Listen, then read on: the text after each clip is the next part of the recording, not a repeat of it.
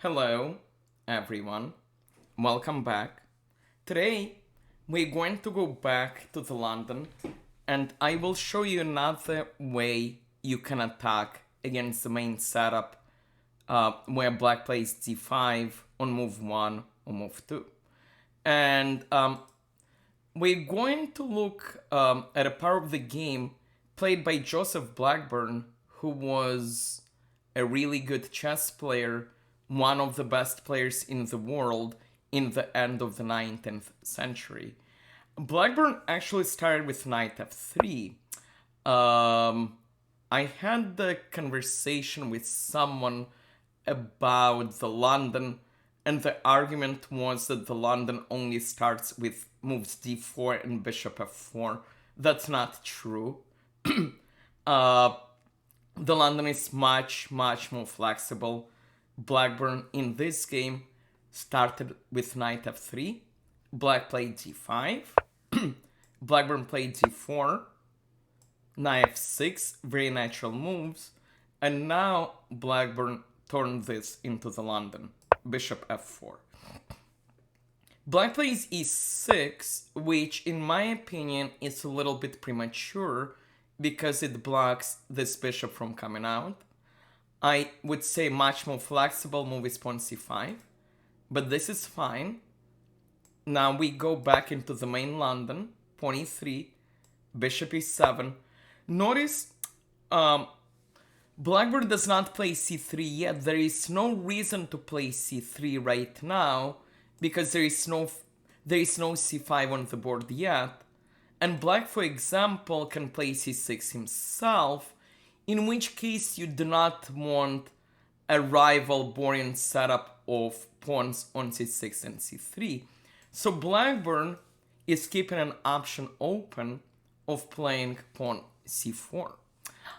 So for now, he plays bishop d3, which is a good idea in the London. We have a very good bishop. Black castles. Knight d2 again. The knight is going to a very useful d2 square. And Blackburn keeps open this option. He doesn't know yet if he wants to play c3 or c4. After c6, we might want to play c4 instead. b6, because black wants to bring out this bishop. He can't go here anymore. So the idea is to do this, and if white ever plays c4, black can take, open the bishop. Also, another useful idea is it supports the knight coming to e4. So imagine we attacking the king, bishop plays a big role in this attack. So with the bishop here, black can play knight e4, bishop is blocked. Blackburn contains this idea of knight e5, the main London idea. We want to put a knight here. Black contains with his plan, and watch what Blackburn does. And this is the idea which I want you to remember. He does a queen lift, queen f3, queen h3. The idea being is we put two attackers on this pawn, and then we want to eliminate this knight, which helps to protect it. So let's go a couple of moves. Queen f3, c5, and notice only now Blackburn plays c3 to reinforce the center. And that's the point of the London. The reason we don't play c4, the reason we play c3, we want the middle to be closed, we want the middle to be stable, so that we can attack on the king side. Someone argued that Queen's Gambit is good because it challenges the center. Of course it is. No one ever will question the strength of the Queen's Gambit. But the London has different plans, different ideas, different strategies, and the goal is to keep the center closed if you want to attack on the king side. Black played knight d7 in this game. It's a good move. It does not block the bishop.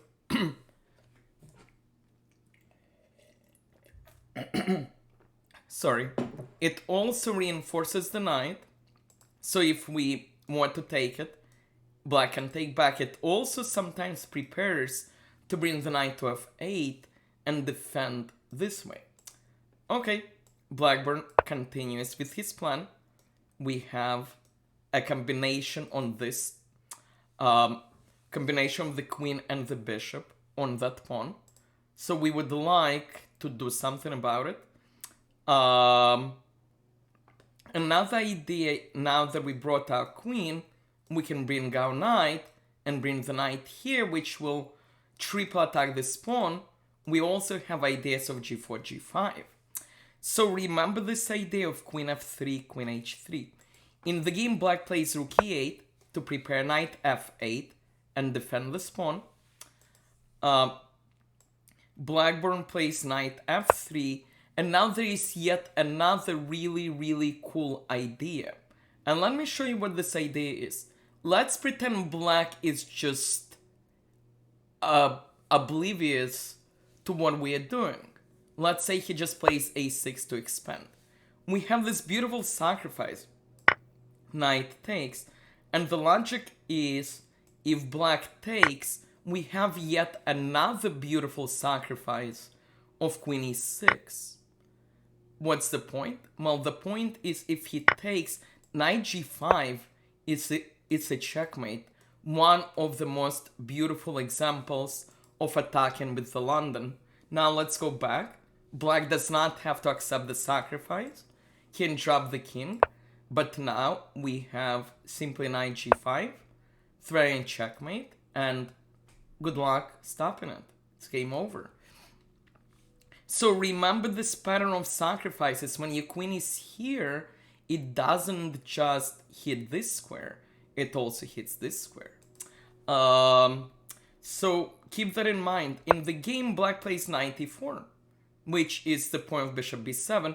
Sometimes your opponents will not let you checkmate them, and the bishop reinforces this knight. So watch how Blackburn plays this. He takes the knight, black takes back. Now he puts the next knight here, and the reason behind this is we want to be able to play f3, force this knight away, and reopen this diagonal. So the queen drops back to d8, f3,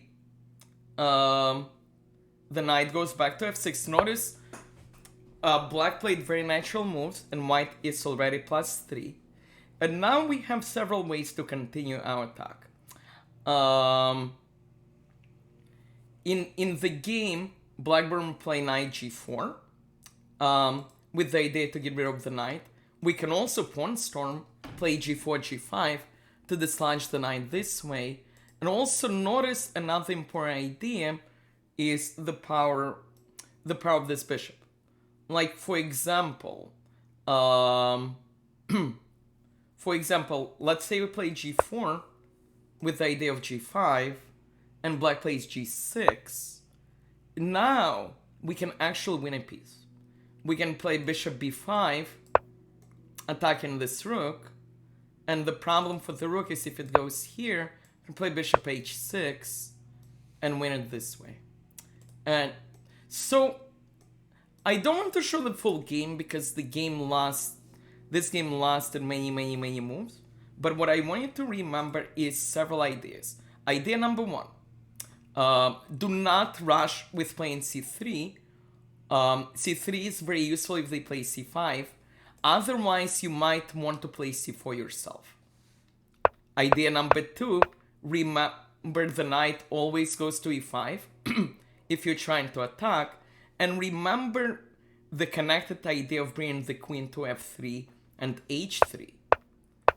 And idea number three, which I want you to remember, is this idea that the queen doesn't just attack this pawn, it also hits here.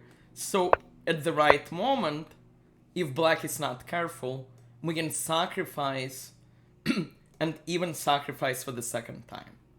So, and lastly, remember this possible queen, this possible rook trap if they play g6, well, bishop can do this and win the rook. I hope you enjoyed this video. I hope you will use this in your games. If you do, please send me a comment with the game. Please like, please subscribe, and I will be back soon. Thank you.